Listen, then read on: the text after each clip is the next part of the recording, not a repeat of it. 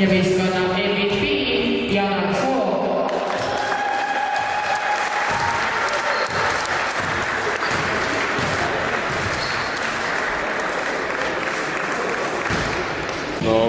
No oleks see finaali võit olnud, ma arvan, oleks vähe parem, aga noh, lohutuseks käib küll.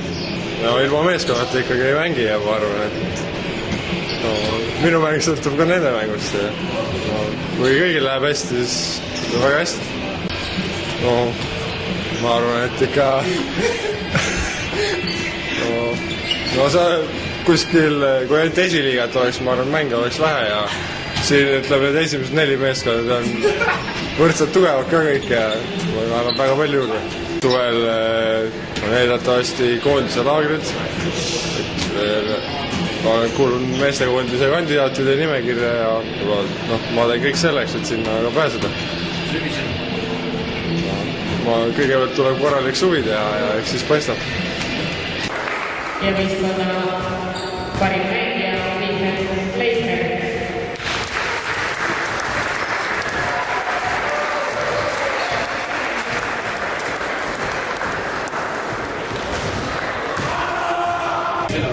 Läks nagu läks, kehvasti läks.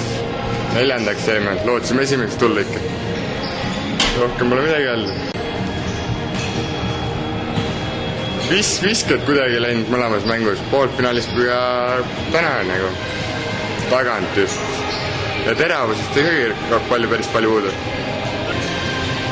Kui arvatavasti koondis, siis suvel hooajal uue hooga. Esiliiga ja A-klassi ikka.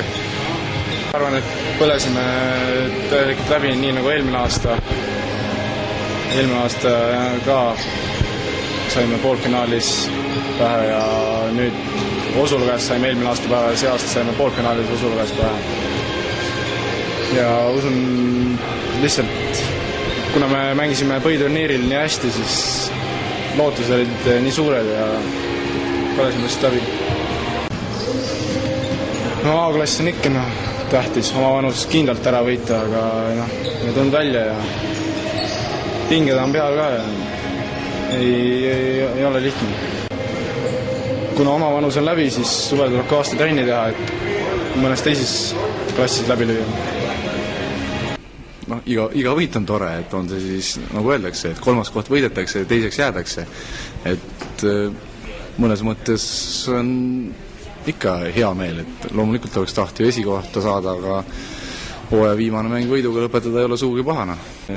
Ja kui veel edasi rääkida, siis täpselt samamoodi lõppes meil ka esiliiga hooaeg, kus me juhtisime, oli võiduvõimalus, kaotasime ka viimane vahegrupi mäng Pärnuga, juhtisime 20-ga, kaotasime, et eks siin on nagu põhjuseid mitu, et ma nüüd ei ütleks, et kaotuse põhjuseks on see, et me ei oska vastaste maa-ala kaitset murda või mida iganes, aga kahjuks Rapla on nii väike koht, võistkonnas täna ainult 9 mängijat, kellest ainult 3 poissi on 91 sündinud, pool võistkonda on praktiliselt 2 aastat nooremad, et kuskil tuleb need niinimetatud vitsad kätte saada ja lihtsalt osade meeste kogemus, närvikava ja kõik need asjad kokku võib-olla ei ole veel valmis mängima 40 minutit sellisel tasemel nagu vaja on.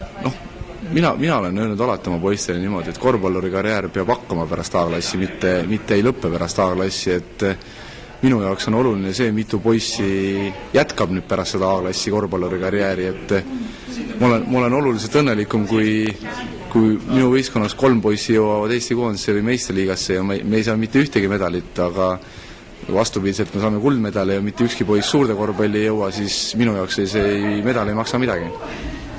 Kes need 3 poissi? Soo?